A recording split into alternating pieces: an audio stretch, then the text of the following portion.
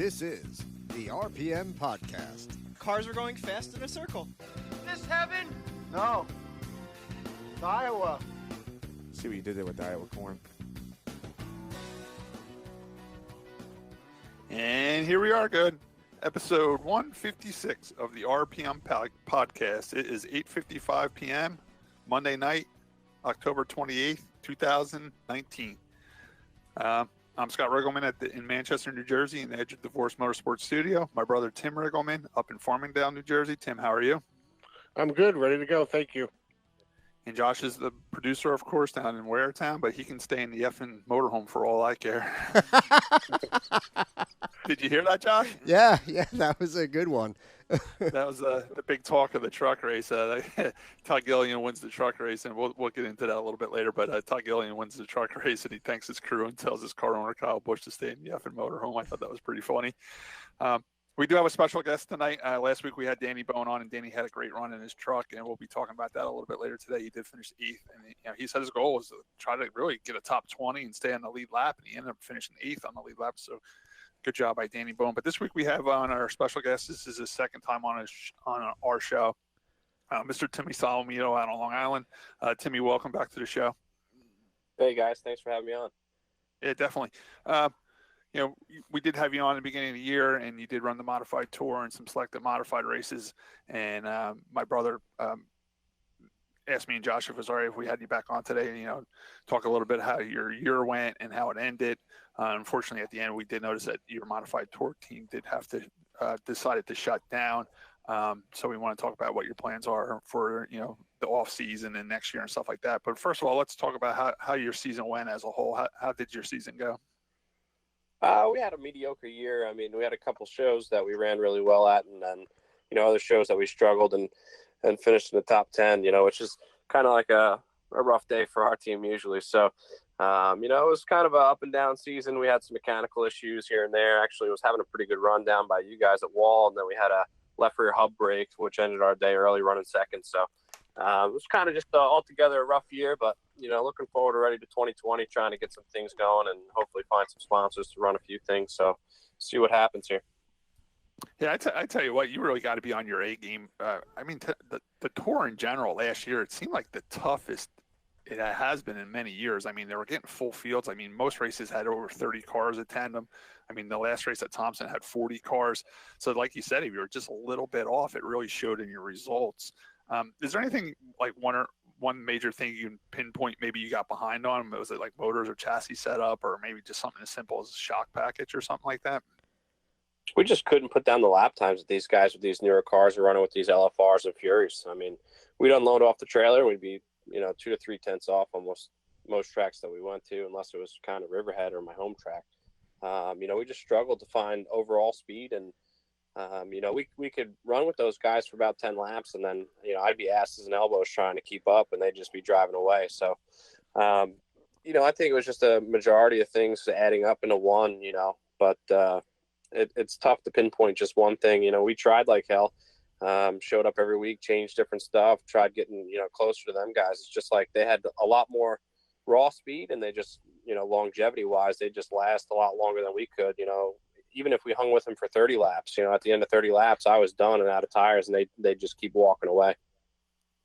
Yeah, it seems like from the outside looking in with the modified scene in general, with all the LFR and the Fury chassis talk and stuff like that, it seems like in the last couple of years, the modifieds themselves had been pretty much updated, and they're changed so much, and it's like the technology is changing really, really quick, and it seems like it is hard to keep up.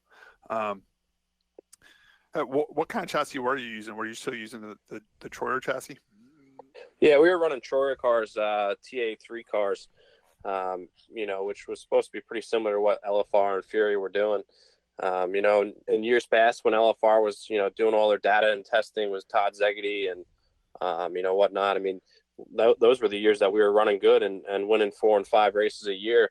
And we'd catch those guys in those cars, and it was almost like, oh, this is a free position. We're going to go right by them. And then, they obviously got better and better and evolved and learned more. And, now they were catching me going, that's a free spot, so it just changes quick. These guys are unloading cars that are, they're prepared, ready to go 100%. And like I said, if you unload off the trailer and you're 2/10, 3/10 off, you're never catching up. I mean, it's you're going to you might put on a set of stickers on and come close, once or twice, but it's tough to compete with.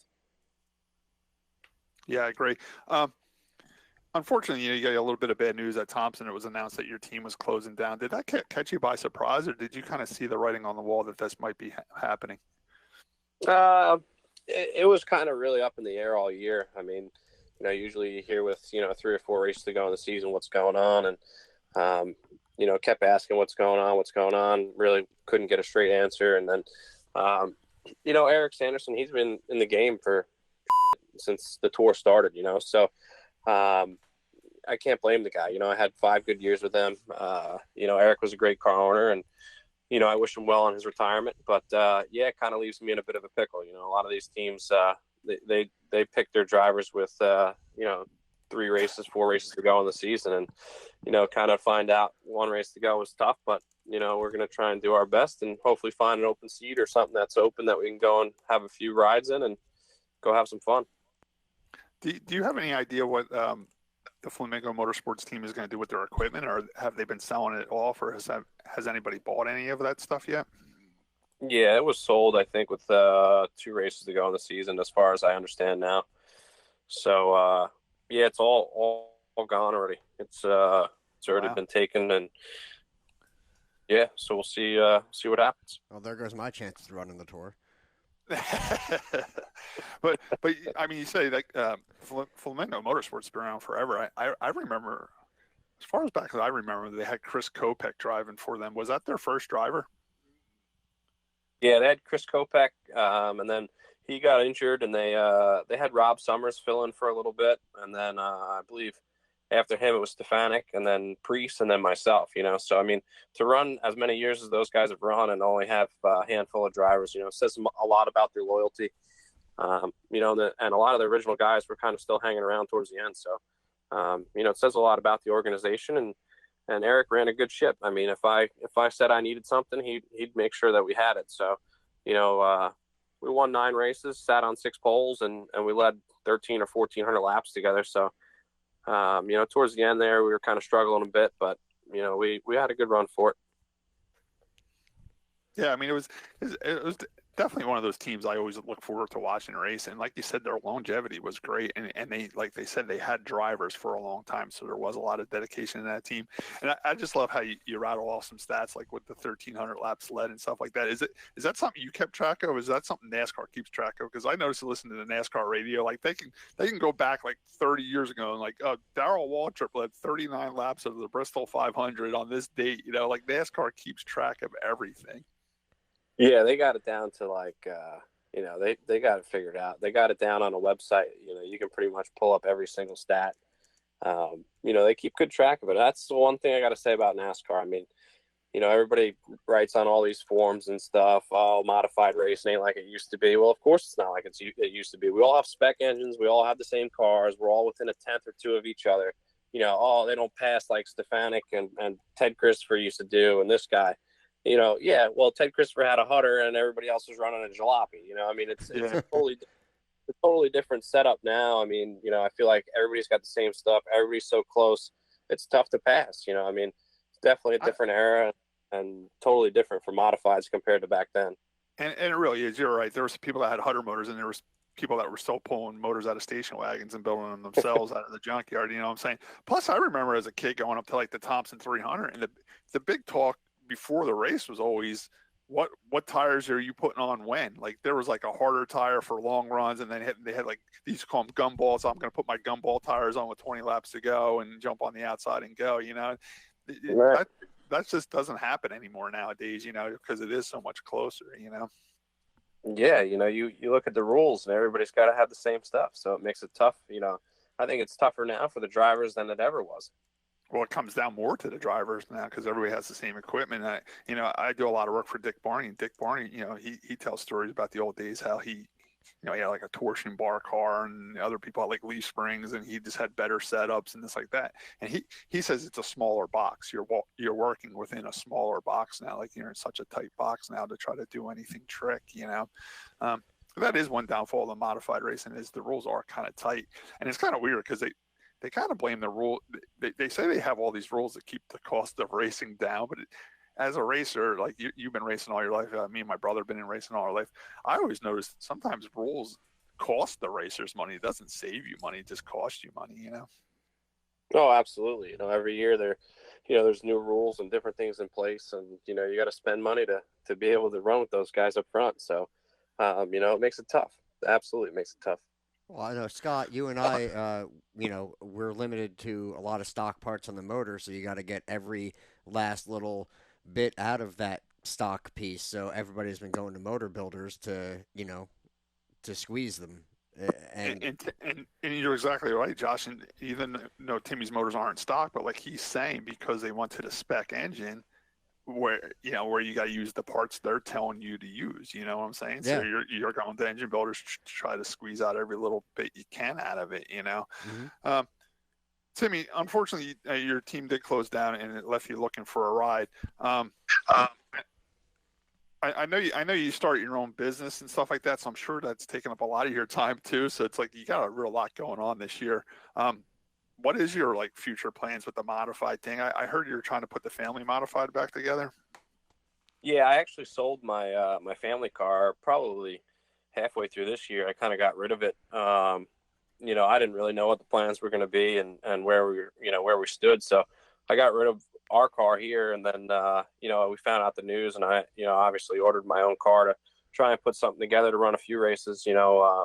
The phone really hasn't been ringing too much. A couple calls here and there, but as of right now, I got nothing for the modified tour for next year besides my own car. Probably going to run 5 to 8 races if I can find some funding. If I can find enough funding, I'd love to run the full year, obviously, but how tough that is. So we're putting this brand new LFR car together, and we're going to try and run selected races as of right now, unless we can find some sponsors to run a full season, and just try and stay relevant, and hopefully maybe a couple seats open up at the end of next year if nothing comes up early this year. Just out of curiosity, you say you sold your car, so then you go out and buy you order a brand new car. From the time you pick up the phone and order that car, how long does it take you to get a chassis and body from LFR? Actually, them guys have kind of sped up production quite a bit. From what I understand, now they're building front clips, rear clips and center sections that are pretty much ready to go. So they put them in the jig and weld them together, and your chassis is pretty much ready. So this car probably took them about 3.5, 4 weeks to put together, and that was chassis, body, bars, suspension, and whatnot. So the turnaround was pretty good, and so far, we're actually laying the motor in it tonight. So we got quite a bit going on here, and plus I'm going to try and run some indoor races. So, and then you said, right. You do the indoor stuff too. That's right around the corner too, Josh. I forgot all about that. The indoor stuff's coming up soon too. Yeah, we had a couple days left in October. We're staring down the barrel at indoor season. So that's coming quick. When you order the LFR now, when you go and pick it up, is it painted already, or is that something you got to do? You got to bring it home and tear the car down and paint it, or? Yeah, no, they offer powder coating. They have a place that powder coats everything for them. So I got the chassis powder coated from them. The only thing I had to paint were the uppers, lowers, rear trailing arms, panel bar mount, stuff like that. But the main frame is all powder coated, all the inside sheet metal powder coated. So that helps out a lot. Yeah, that's a big time saver too. That's pretty cool. So you want now? Why would you choose the LFR route instead of like the Fury route or even like another Troyer? The way I look at it is, Rob Fuller's at every race. Massachusetts is a heck of a lot closer to Long Island than North Carolina. So, for me, it was kind of a no-brainer. I kind of have a relationship a little bit with Rob, just at the track and passing, chatting here and there. So, I thought it was kind of a no-brainer to go with LFR, and he's kind of been the brains behind that whole deal from the get-go. So, I went with him, and so far, I mean, it's been working out pretty well, and you know, we've got some nice quality parts from them guys up there, and the car's going together pretty good. Now, I mean, me and my brother Tim, growing up, we were huge modified fans. We had New Egypt Speedway right here, and a lot of Long Island modified guys used to come and race at New Egypt Speedway on Friday nights, and then they would go back and race Riverhead on Saturday nights because they were both quarter-mile tracks. And we always noticed that all the Long Island modified guys had Troyer cars, and I'm assuming your family always had Troyer cars too. Is this the first time your family owned a modified that wasn't a Troyer car? Yeah, you know, my dad could build a Troyer car with his eyes closed pretty much. I mean, he's been building them since 1985. So, yeah, we got this thing, and it's like you kind of need a schematic to figure out where everything goes. So he's, you know, I could see the frustration, you know, with him putting it together at night. You know, we put things together 2 or 3 times and take them back apart and then, you know, figure it out the right way finally the 4th time. But, yeah, you know, he's been a diehard Troyer guy from pretty much day one. So it's taken a little bit to get used to for him. And, I mean, he's definitely excited putting this car together, and he's excited to see how it runs. But, you know, deep down inside, I think, you know, he still sees the Troyer stamp on some of these things. He's probably out there with his Troyer hat on and Troyer shirt working on an LFR. Yeah, absolutely. But you just said, you know, some of the stuff has been a little more difficult for him putting together because he's not used to it. Is there anything he sees on the chassis? He's like, oh, wow, I really like that better than the Troyer cars we've had, or, you know, some of the workmanships or just some of the new technologies. He's like, wow, this is going to be really cool. Yeah, I mean, there's a lot more adjustment. You know, there's just a lot of thought put into building these cars. I mean, you know, Troyer was great. Troyer still is great. You know, they manufacture a great product. But, you know, it seems like Robbie kind of stepped up the game with bringing a lot of the technology that he learned down south up into the modified racing up into the Northeast. And, you know, obviously it's paid off for him. His cars are fast, and his cars have been running up front. He's taught a lot of guys about, you know, what he's doing and how he's doing it. So, I mean, I just look at guys like Chase Dowling and Steven Kopchak that, you know, Steven runs SKs at Stafford, and he switched over to the LFR, you know, earlier this year, and he won a couple races up there and was constantly battling up front. You know, Chase Dowling learned a lot from him too, and has brought it to different rides and run really good in different cars. So pretty cool to see what they've done and what they've changed. But yeah, a lot of different stuff with the geometry and, you know, different ways things mount up and just a lot of different ideas, which is pretty cool to see. I remember one time when John Blewett III bought a brand new Troyer, and he got it delivered to his house where he went and picked it up, and I went to go check it out. And I remember on the workbench he had a Troyer book. Like, Troyer actually gave you a book with the car you bought it, and I remember, you know, flipping through it, and it was pretty cool because it'd be like, all right, if you're going to a high bank track, and it would listed tracks like Holland Speedway, Wall Stadium, this, you know, run a 550, 200 across the rear, stuff like that. Do you get any type of like book like with the cars nowadays with an LFR like that?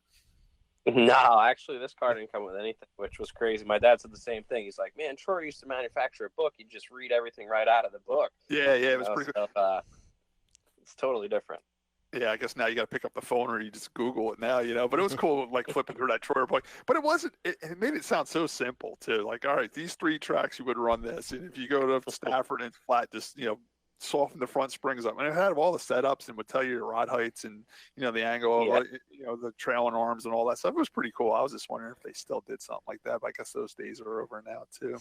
Yeah, I mean, even up to a couple of years ago, I mean, when, you know, the one year Flamingo and I, we won 4 races, and the year after we won 5. And I mean, we had very basic Troyer setups, you know, down to 25-pound spring split between the fronts and rears, you know, I mean, very basic stuff, but unfortunately it's like those days have kind of come and gone, and, you know, a couple of these guys stepped up and just changed the game, and now you got to keep up and change, you know, your game to keep up with them. So, you know, it's just an evolving sport. Now you say you're starting a family team up again, and you did say that you did sell your car, so you did have to start with a brand new car. What about other equipment? Do you still have a truck, trailer, pit box, stuff like that? Yeah, luckily we actually ended up keeping the truck trailer. We had the pit box, you know, so really we just got rid of the car, and then, you know, we were thinking about getting rid of the trailer and stuff like that down the road, and you know, the team ended up closing up, so that all went on the back burner. We picked up the phone and ordered another car, and here we are. So with what about an engine? What are you gonna do about an engine? I actually sold my car as a roller. And we had the motor. The motor only had the spec engine that we had only had 2 races on it. We had just gotten it, freshly rebuilt. And my dad said, let's hold on to the motor. Don't get rid of that just yet. And good thing we didn't, So luckily, I just had to buy the chassis body, Nerf bar, suspension, and, I got that motor ready to go still from when I had it rebuilt. So that's a saved expense. I was just curious, when you get it, I mean, you have to break a lot of it down and go over, what you're going to put in it, from suspensions and springs and all that. Do you have any issues with anything lining up after you've taken it apart and you're going to put it back together where you have to maybe, ream a bolt hole out or something like that, or anything that's out of alignment, or does it go back together like really neat puzzle pieces? It's almost, like a kit car pretty much. I mean, they've got it down to even now they build the wiring harnesses for these things that they plug right into the gauge. So, Wow. it's taken my father a lot for a loop, because he's built everything himself over the years. If it had to get built, he went out and he built it. He wired it. He plumbed it. Now it's like you can just kind of call up. Everything's got a part number on it. You can order it, and they ship it to your door, and it fits right on. It's almost like Jegs, dude. It's crazy. It's great if you have the money to do it. That's the problem. I mean, a lot of people used to build their own stuff just to save dollars. I mean, it is easier and nicer, but it costs a little bit more, but by ordering all the parts like that. Yeah. You did say you're getting ready to run your indoor stuff, but there is some big modified races coming up in between. I mean, we got the North-South Shootout coming up. We have Turkey Derby coming up.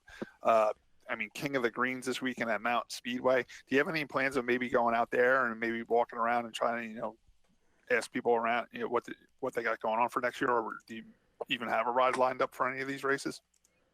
I might have something in the works for North-South Shootout, but nothing definite just yet. But I'd say probably 75% I'll be down at North-South Shootout. And then Turkey Derby right now I have nothing at all, but I will be there spectating and hanging out. It's around. Corn chowder. You going there for yes, corn absolutely. Yeah, that's right. You can't get that. And then King of the Green I won't be over at, but I'll definitely be around.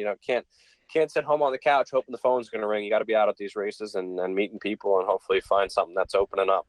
Do you think you'd get roped into spotting for somebody or something like that?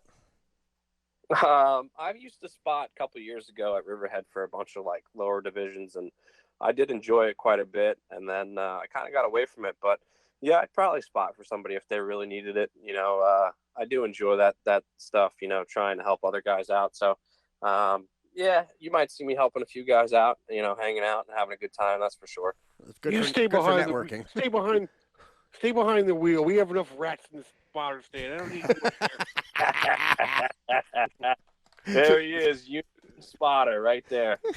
Tim, we all know former drivers make better spotters anyway, so he's already got you. Talking about the North-South Shootout, how do you feel about the race being at Hickory? Do you think that's going to be a good race for the modifieds at Hickory Speedway?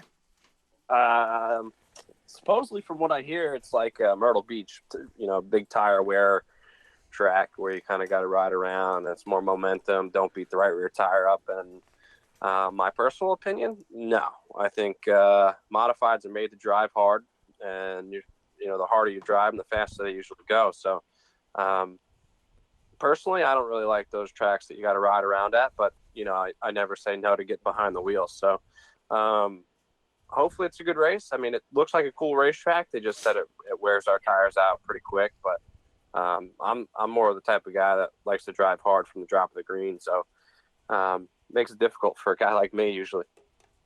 Yeah, we had Cody Connor on a couple of weeks ago on our show. He just came off a big late model win at Hickory, 125 lapper.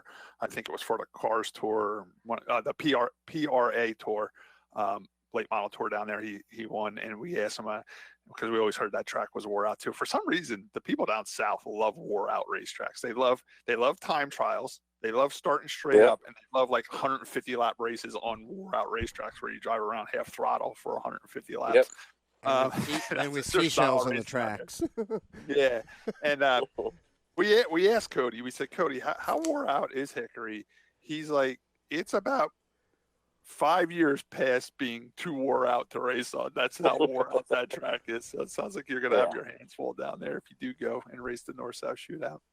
Yeah, it'll be interesting. I mean, I know when we go to Myrtle Beach, it's always like that. I mean, I think Myrtle Beach over, the first time that we went there, I won the opener that they had there. And then the last time we went there, I felt like it wore out times 10 compared to the first time we ever went. So for some reason, those tracks down there just take a beating, and they love to race on them. I know Bubba Gale helped work on our car, the first Myrtle Beach race. And, it was like his specialty was wore out racetracks. I'm like, are you out of your mind? No, it's true. I remember the first time I raced at Southside Speedway in Richmond, Virginia, and the same thing. Their pit was in the infield, so I had to walk down into the infield, and when I walked across the turns, the stones were sticking up like sharp edges. It looked like a cheese grater, And I said to the guy that on the track, I said, "You ever going to repave this place?" He's like, "Why would I repave it?" I'm like, "Because there's like arrowhead stones sticking out of the track." He's like, "No, they love it like that." That's the first time I realized that the people down south love wore out racetracks, where we love them repaved up here. Yeah, yeah, it's crazy. There is a rumor going around that Myrtle Beach is going to get repaved this in 2020. How do you think that track would be repaved?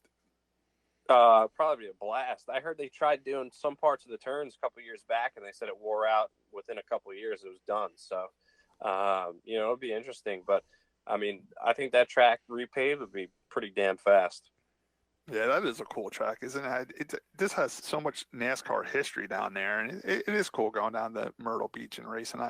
They're talking about making big improvements in the next year or two down there, so it's something we're keeping an eye on, and we're hoping it does. If nothing comes out big for you next year, and we're hoping you get a full-time ride, but if you do get stuck only picking 5 or 7 races to go to, how will you pick what races you go to? Well, for sure, Martinsville's on the schedule. It don't matter when it is, where it is, how we're getting there, but we're going to go to Martinsville. That's one that I've had circled since they announced it. I do enjoy the Thompson races. I feel like they're very racy, very exciting for the fans, very exciting for the drivers. So we're going to go do some Thompson racing for sure.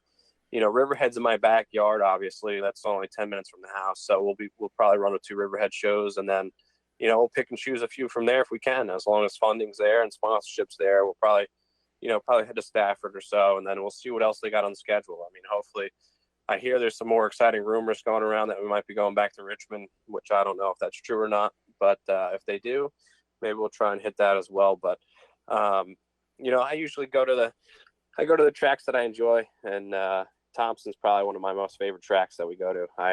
Something about that place is enjoyable, and that's probably my first pick is to go there, and then Martinsville obviously, and the tracks at home, Riverhead and whatnot. So we'll probably pick, hopefully, like I said, 8 to 10, and shoot for that to start out. And if we find some more funding during the year, we'll try and run some more. How do you feel about the tour going back to Jennerstown Speedway, and have you ever been there? Jennerstown looks awesome. I actually watched some YouTube videos when they posted that they were going to go back there. I've never personally been out that way. Didn't even realize it was so far out in the state, but yeah, it's way out there by Pittsburgh. Yeah, definitely cool that they're going back there. That place looks fast. That might even be one that we put on the schedule if we can. I'd love to get out there. Well, if they haven't been there in a while, you might have a better shot because nobody's going to know the setup for it. Yeah, exactly right. He can just open up his Troyer book, and I'm sure it's in there. It'll say Jennerstown, use a set of 500s across the front, 200s across the rear, and a set of Pro Shocks all the way around, and go out there. Yep. Now, I've been to Jennerstown. I went there back, I don't know, early 90s. We had a Busch North race there, and I was working for Martin Truex Sr., and it was a cool track, wide, big track, fast, and the grandstands hold about 10,000 people, and when we were there, it was full, and they just had a big late model race out there. It was called like the Mountaineer 100 or something like that, and it's their big end of the year late model race. And I watched a YouTube video of that, and that place was packed for that late model race. So I'm really hoping that the modified tour packs them in there too, and it'll be a great facility to race out. My brother's been there before. He spotted for John out there. It puts on great racing, and it's so funny that you say that you put up an old YouTube video when they announced that they were going there. I did the same thing. It was just cool seeing those cars out on that track again. Absolutely. All right, we're going to let you get going so we can move on to the show. We really appreciate you calling in, and we really hope you find something for Turkey Derby because we enjoy watching you race at Turkey Derby. So if there's any modified owners out there looking for a driver, I mean, Timmy runs really good there. He'd be a great driver for you. Yeah. My brother's looking for a paycheck, so he hoped Timmy Solomito gets a ride there too. Well, so he can well, spot one thing when you spot for Timmy Solomito, the paychecks never seem to come. They must get, they must get, they're in the post office next to the Wrigley. To the Wrigley. That's right. They get lost in the mail. Yeah. Now I know going in whenever I do get it.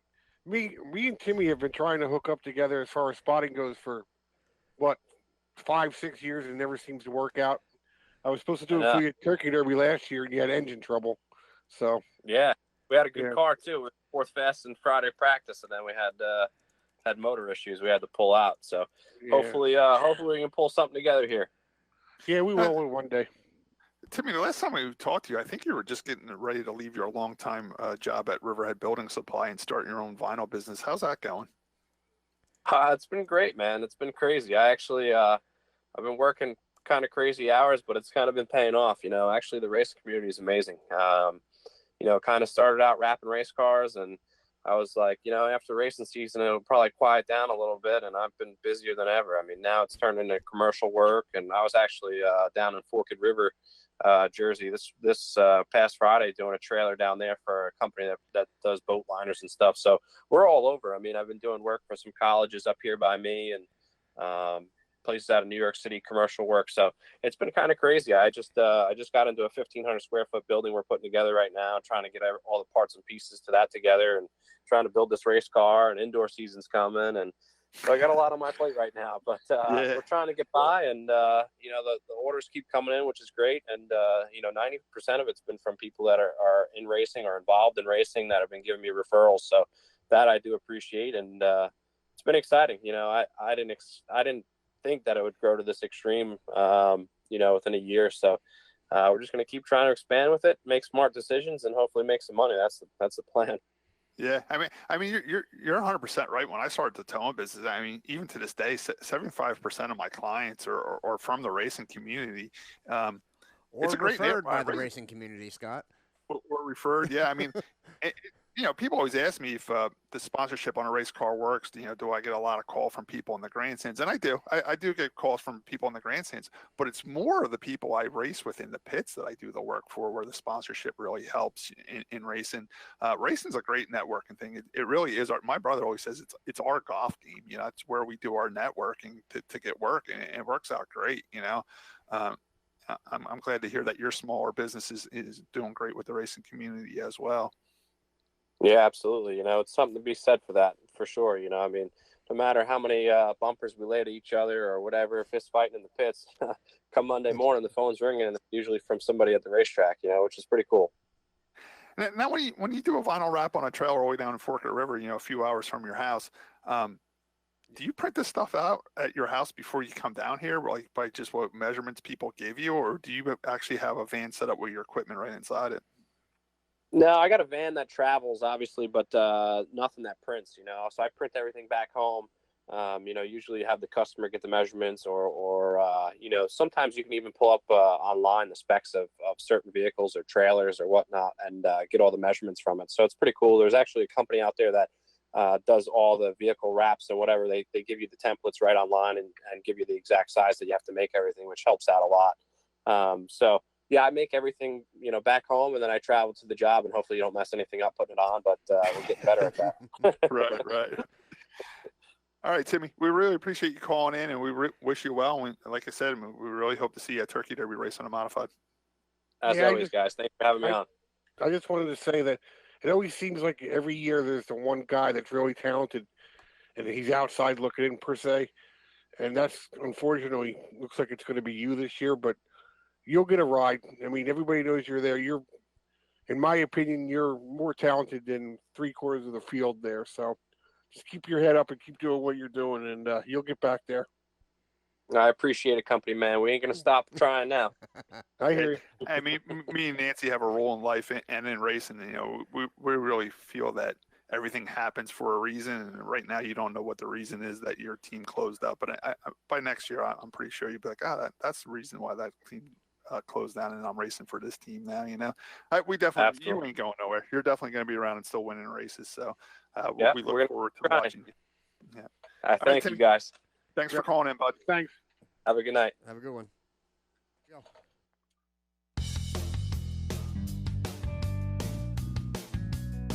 Hey everybody, this is Sam Ballard from the RPM Podcast. Planning an event and looking for a great time? Go no further than RC2U Racing for all your portable family entertainment. RC2U turns any occasion into a competition. Check them out online at rc2uracing.com. And we're back. And we want to thank Timmy Solomito for calling in. Yeah, Timmy's a good friend of our podcast, and he's always willing to call in and talk a little bit. And we really hope Timmy finds a ride for Turkey Derby. So if there's anybody out there looking for a modified driver, I'm sure he'd drive anything: late model, modified, sportsman, Factory stock. EQ midget, whatever. He'll race anything. If anybody's looking for a driver for Turkey Derby, give Timmy a call. Plus, if anybody wants to team up with his family modified operation to do some modified tour races, I'm sure he'd really appreciate it. All right, so we're going to go on to NASCAR. We're going to do NASCAR at Martinsville. Josh, I want to start with the trucks. We'll skip down to the trucks, and then we'll go up to the Cup. I really enjoyed the truck race. It was on Saturday. I thought it was a perfect distance, 200 laps. I think that's perfect at Martinsville. We had Danny Bohns on as a guest last week, and he really ran great when he did the podcast with us. He was hoping for a top 20 finish and lead lap, and he ended up 8th on the lead lap. And, halfway into the race, I seen some pretty big name guys getting in the wrecks and dropping out, and Danny was missing a lot of wrecks. I'm like, wow, this race is going Danny's way. He's going to get a good finish, and he ended up getting a good finish. He did wreck, though, like 200 laps from the finish line. Did you notice that? You mean like feet from the finish line? Yeah, 200 feet. Yeah, what did I say? 200 laps, 200 feet from the finish line. He actually got caught up into a wreck. And at first, people weren't sure if he finished 14th or 8th. I think it two different ways. I think I was talking to my dad about it. I think it was he crossed the line 14th, but the yellow had come out. Even though the leader had already crossed the line, they still threw the yellow. And so I'm not sure. I don't know if that's a weird rule thing that we should look into. But if they threw the yellow at that point, even though like the first 2 trucks had crossed the line, and then it froze the rest of the field, so he got frozen in 8th, which, take it. Absolutely take it. Because, I mean, he fought hard to be in such a good position and to be in 8th at that point. I think 8th was the highest I saw him get up to, and then he kind of got screwed on being on the outside on a restart. I saw him in like 5th. I think he got up to 5th there for a second. Okay, maybe. But 8, a top 10 in your first NASCAR truck race is pretty damn good. So, and I think Natalie Decker, who we talked about as well, finished like 22nd, 2 laps down. So, but there was times in that race she was running like 12th, 13th, 14th. She had a couple parts of the race where she was running really well, and she for finished, a while. She finished the race running, which is a lot better than a lot of other guys can say for that race. Right. Some big name guys too, wrecked out of that race, and she didn't, and for a while there, she was running in front of Danny for a while, and then Danny was able to pass her later into the race. I enjoyed the truck race. I really did.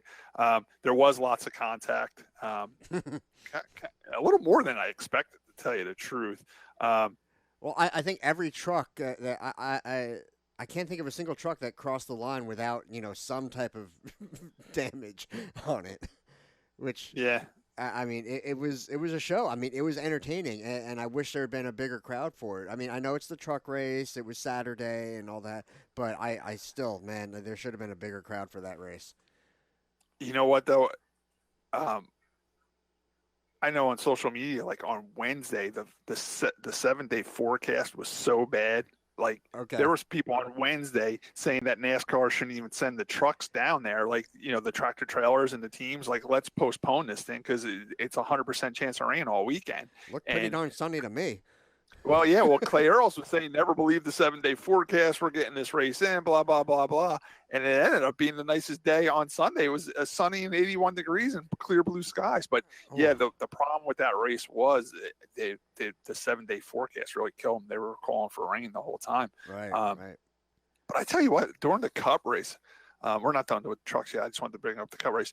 They showed an aerial view of the whole property. Mm-hmm. during the Cup race. And yeah, the crowd was a little light in the stands, but it was still a good crowd. But I'm telling you what, man, there was a lot of campers there. There was Those a lot RVs of cars in the parked back by the train tracks. Yeah. They had that whole thing filled up. I mean, I agree. The crowd looked a bit light from the blimp or the helicopter or whatever, but there were people there. Yeah. There was definitely people there. But like I said, we always notice the grandstands. We always take everything into consideration. And from Sunday, when I looked at the grandstands, there was a lot of empty seats and there was a clear blue sky and it was 81 degrees. The sun was shining. But then by listening to NASCAR radio and then looking at the social media, the forecast was bad, but they just got lucky. The day turned out to be a beautiful day for racing. Honestly, it was almost a bit too warm. 81 degrees. Well, that's what they're saying. People were saying it was the first time they ever sat in the grandstands in October at Martinsville and was sweating and getting sunburned, you know? Yeah. I remember Dover, I think it was last year, ended up being, in October, was ridiculously hot. I mean, it had no business being that warm, and we were sweating pretty damn good. But anyway, moving on. Scott, something I want to bring up because we love talking about this. Jennifer Jo Cobb lost an axle.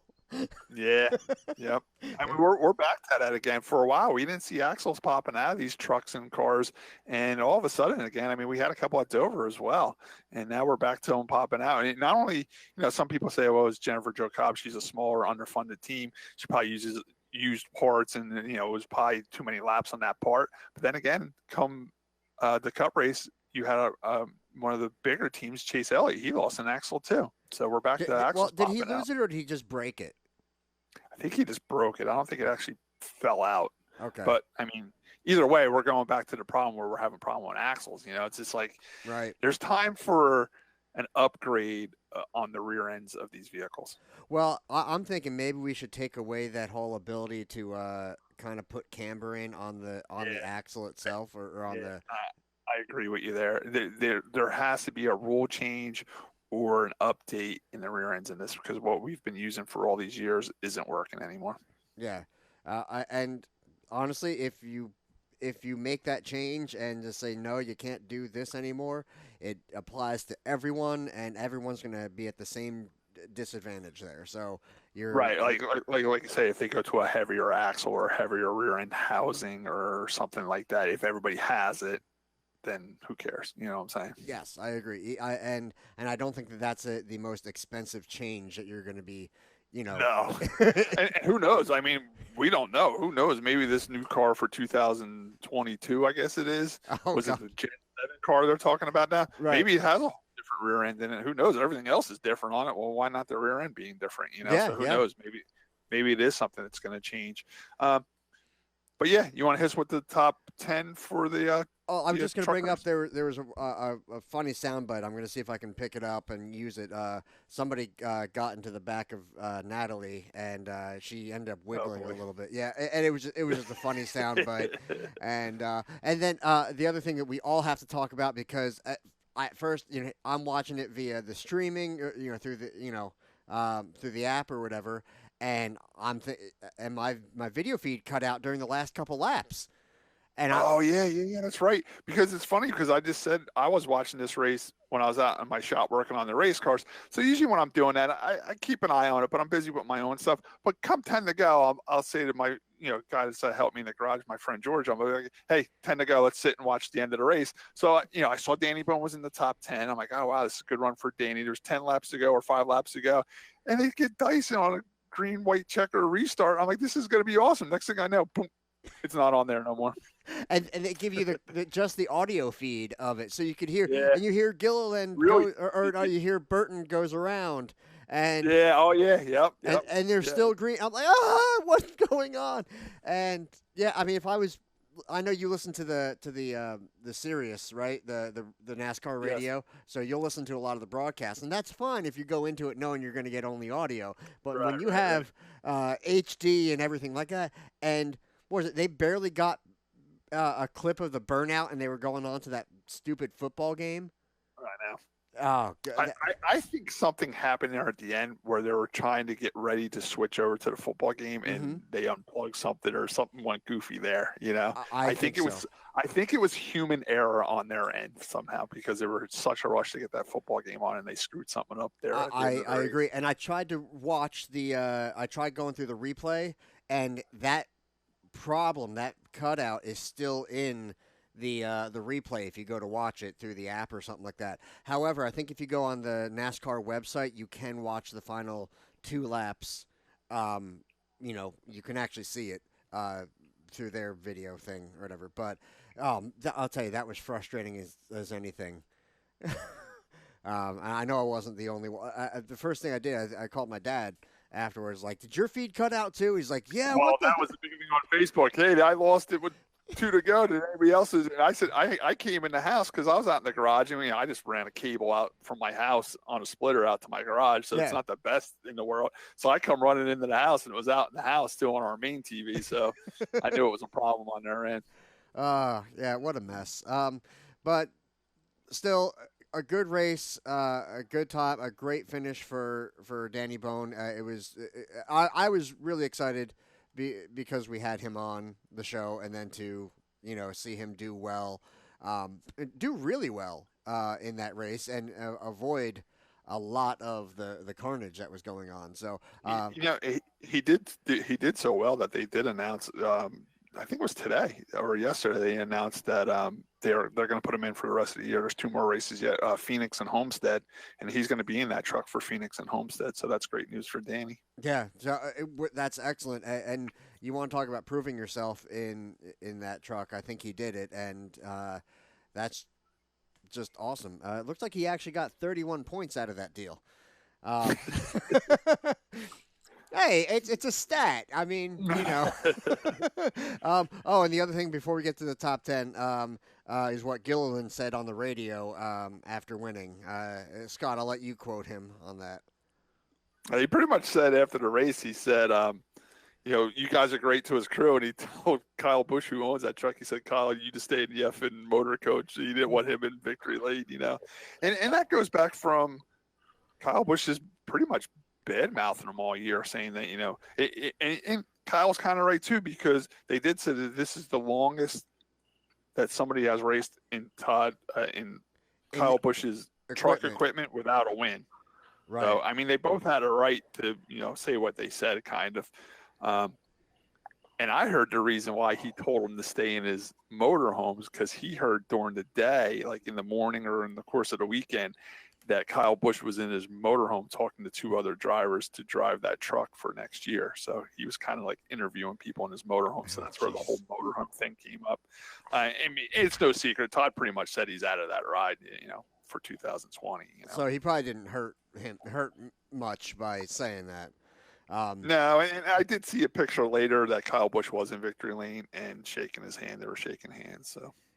I mean, Kyle Busch cannot get mad at a younger guy for saying something in the heat of the moment because Kyle Busch has made a name for himself by doing that. You know what I'm saying? Yes, 100%. I agree, and that's why everybody calls Kyle a crybaby and all this other stuff. But, yeah, for me, it's just a funny little anecdote that adds on to the whole drama of Martinsville and racing in general. That you can't write this stuff, you can't script it. It's great the way it is and the way it just happens. So that's the best writers in Hollywood couldn't write what happens on a NASCAR weekend. You know what I'm saying? You can't make this stuff up. What happens in the course of a race weekend on NASCAR, and that's half the reason people tune in. It's a drama series. It really is.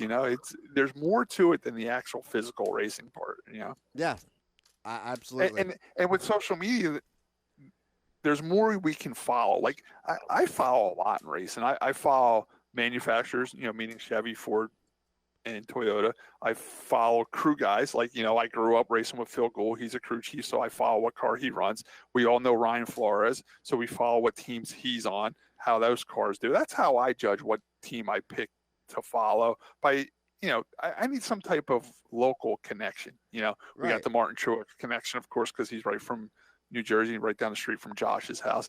I mean, there's a lot of connections in racing. I always like to see the Hendrick cars do good on the super speedway plates because Steve Berg, who used to race at Wall Stadium, he does their super speedway body program. So whenever those cars run good, they're always thanking him. So there's a lot of reasons to follow a race. And now with social media, you can keep track of this stuff a lot more, the behind the scenes stuff, Yeah. It's almost. I mean, it's no different than the modified tour. I always ask my brother, "Who you spotting for this weekend?" I know, of course, I know he spots for Eric. So me and Nancy always look the results first, and we say, "Hey, where's Eric at? Where's Eric at?"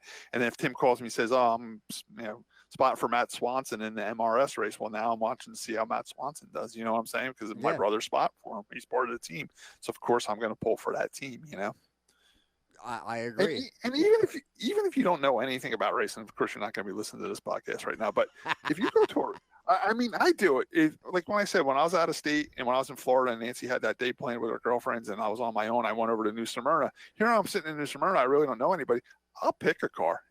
Hey, there's a number 09 out there. That's my number. That's the car I'm going to watch. Whenever you go to a race, just pick a car and that's your car and follow it. It just makes the day that much more enjoyable, Well, the first car I ever picked at Wall was I think I've told the story before. Like my first time actually going was they had like monster trucks or something on like a Wednesday night in the factory stocks for the support division.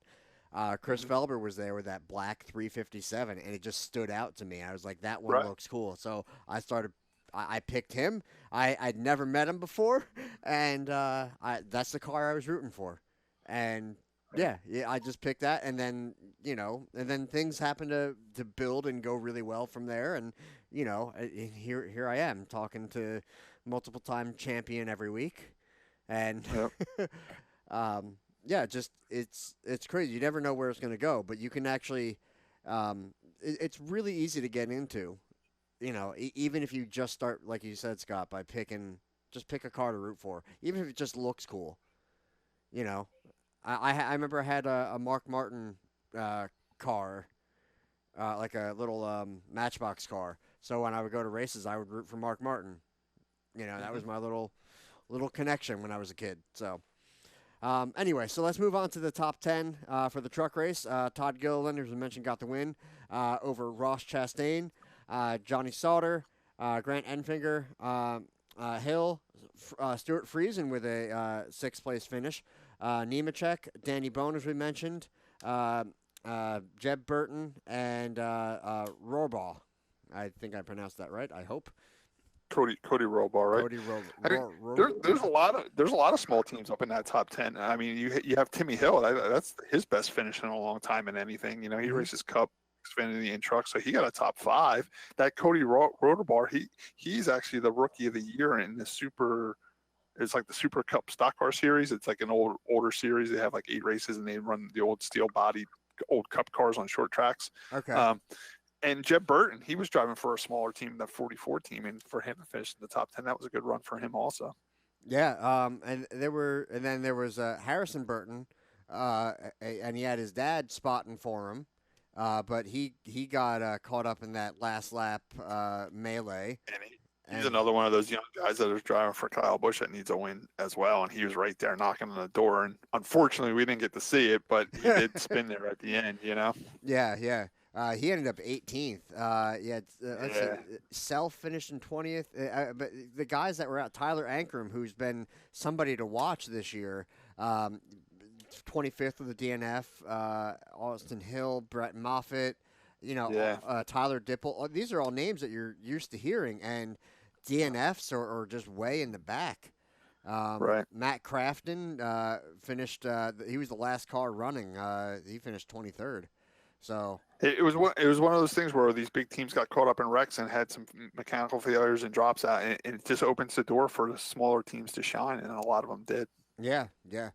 So still, it was an exciting race. I don't know what the TV stats or whatever looked like, but it was certainly exciting. So I love the trucks at Martinsville. Yeah, honestly, I love pretty much all the divisions at Martinsville, but the trucks are kind of my favorite anywhere they go, for various reasons. But all right, that should wrap up the truck series.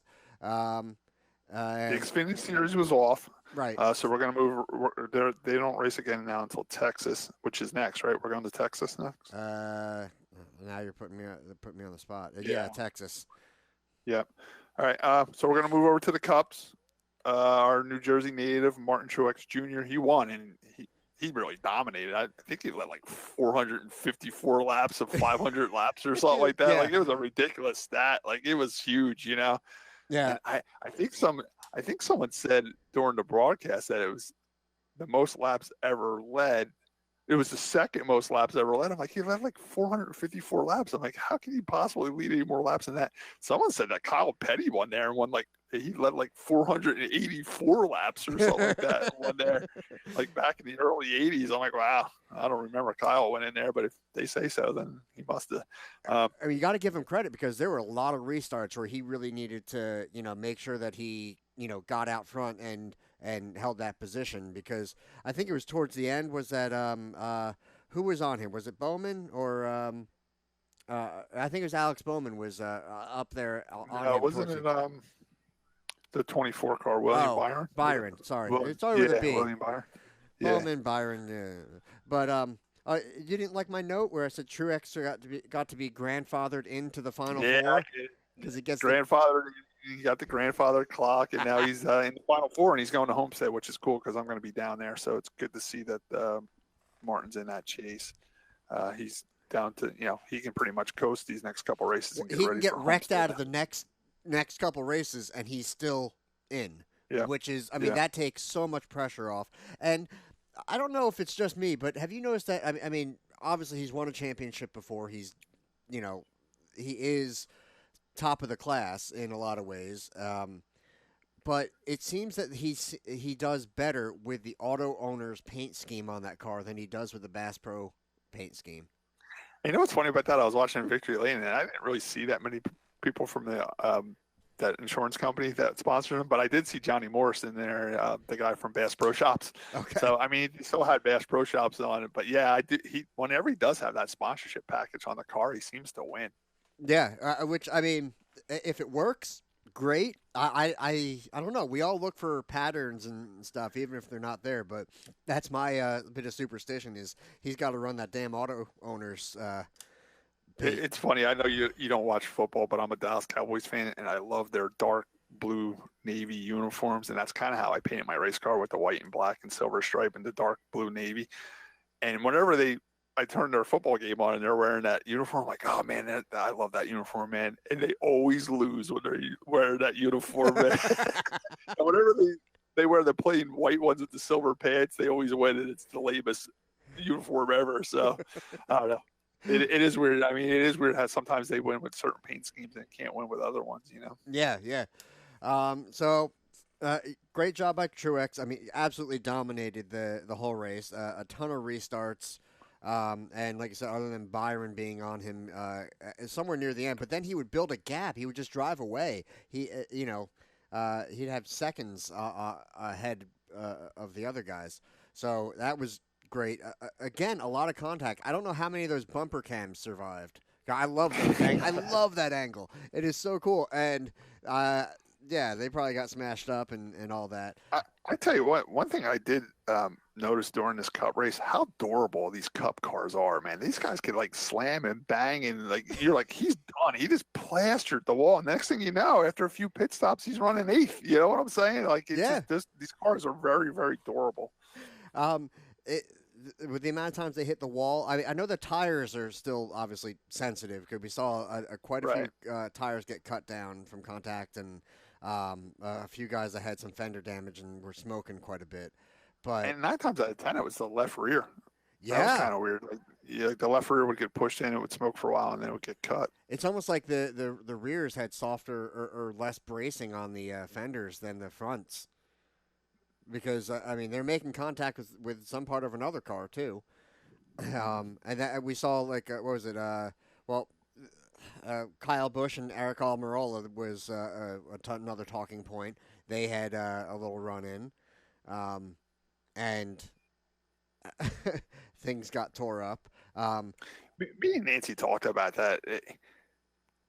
if Kyle Busch loses this championship, it's kind of his own fault. He lets other people get to him too quick. Like, yeah, Eric Almirola did hit him. He did run him up. But then Kyle Busch tries to wreck him. Like, just let it go. He was trying to hold him down and run him down the track, right? Yeah, and like just let it go. All right, he roughed you up. He's passing you. Just follow him for a while. It's so early in the race. Don't worry about it. And the next thing you know, he just can't let anything. If you bump him, he just loses his mind and runs after you. Like he doesn't care about the consequences. You know, he never looks at the big picture. He's always in that certain moment. He's right too in the there, moment. you know? Yeah. I got you. And then that was an interesting incident because and that's where a spotter could have calmed him down, right, Tim?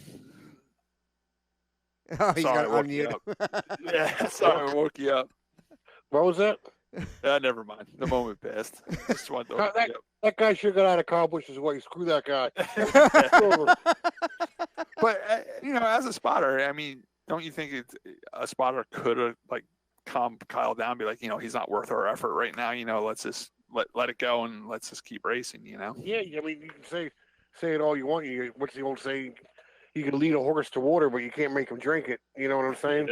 I guess but Tim's good friend was Winston, the spotter for Kyle Busch, and I'm sure Winston's probably at the point now. Why say it? He's not going to listen anyway. He's just going to do what he's going to do anyway. Well, usually in my circumstance with that, I just say patience, and then if they don't do it, then they don't do it.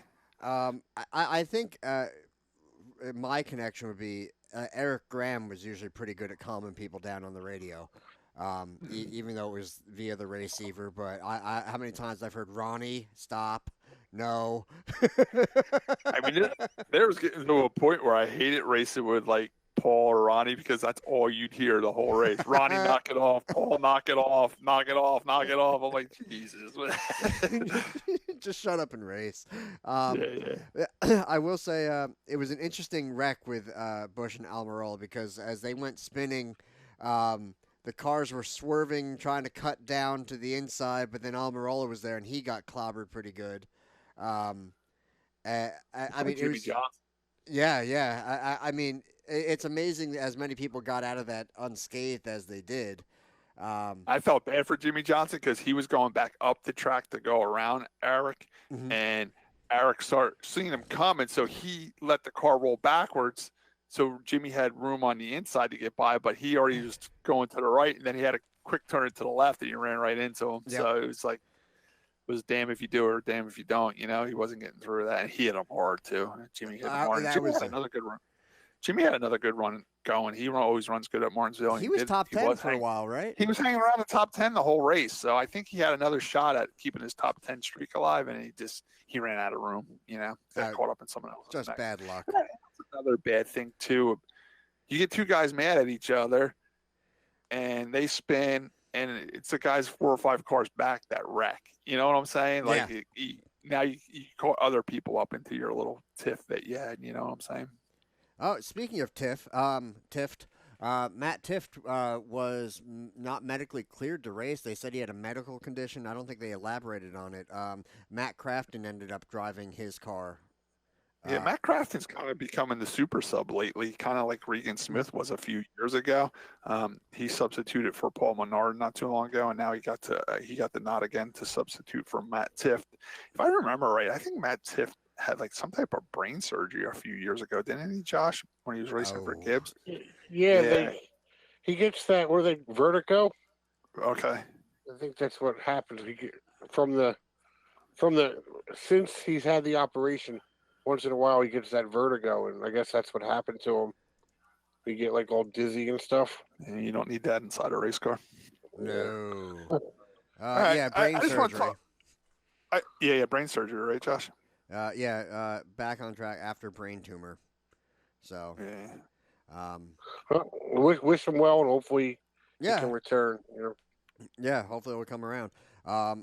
We wanted to mention, I know we talked about it before, Chase Elliott with the broken axle. They took it behind the wall, and they were going through everything. They thought it was the right side, then there was the left side, and this and that. They were going through everything. They were trying to go through gears to make sure it wasn't this. They ended up, I think, changing the rear gears in it as well as the axles, and they got him back out there. But, I mean, he was, I don't know how many laps down. Yeah. I mean, his day was done, and that was That was unfortunate for him, but I mean, they'll have another race. Just real quick on the Hamilton Logano thing. I mean, I'm already sick of hearing about it. I mean, they've been talking about it since it happened. But I mean, Denny Hamlin did run him up in the defense, and Joey did go down there and to say something, and he wasn't happy with the way the conversation going was Denny Hamlin, because Denny Hamlin was pretty much said, "Yeah, and you ran you in the wall." When we do, he wasn't very apologetic about it, and then they got pushing and shoving and everything else. I mean, everybody saw it. I think the funniest part was that Martin Truex was trying to get his victory lane interview going on, and he just dead stopped. He's like, "It's no sense of me talking. They're fighting on pit road. People would rather watch that anyway." So. Which is a good point. The other good thing that came out of it was Hamlin doing that goofy face, saying, "Hey, that's short track racing." Oh yeah, he did the Joey Logano imitation. That was pretty funny. Yeah, I mean, it was kind of a weak move of him to like shove him and then walk away, as he was shoving him. Yeah. And then the one crew guy there, he got all mad. You see that one guy? Oh, the bigger guy, right? Yeah, he got suspended for next week. He can't go next week. Okay. He's actually his last name's Nichols, Tim. He comes from that family that raced up in Shangri-La. There was Dave Nichols and Josh Nichols. They race modifieds up there. He's one of those guys. So he's an upstate New York modified guy from Shangri-La. Okay. Yeah, I'm trying to think. There was really nothing else to. I mean, Logano got to go up the wall a little bit, but I mean, honestly, getting roughed up at Martinsville, he did that to Truex, previously. So, I mean, yeah. Maybe it's karma, maybe it's whatever. It wasn't the best move. Maybe it was a mistake. I don't know, but I think they both had a right to be a little annoyed, and yeah. Yeah, I don't know. What did you think about Under the Lights? Did you like that there? I did. Okay. You know what? I did if it was a Saturday night race or something like that. But okay. I hate those 3 o'clock. Yeah, the Sunday races when they start anytime after 1 o'clock. You wait around all day. All day. I'm kind of bored of it.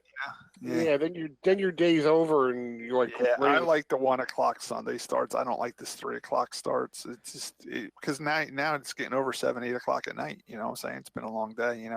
I like the 1 o'clock starts on Sunday. Yeah, I'm with you, Scott. I would like I'm fine with them racing under the lights, but they should have done it Saturday night, especially with how warm it got. Right. For me, instead of sitting in sunny 80 something degree weather, I'll take the cooler 70 at night kind of stuff.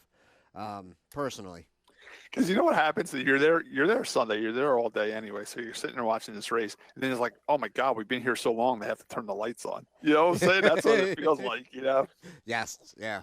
And tell you the truth, I honestly think that's the next race on the schedule that should be shortened from 500 laps to maybe like 400.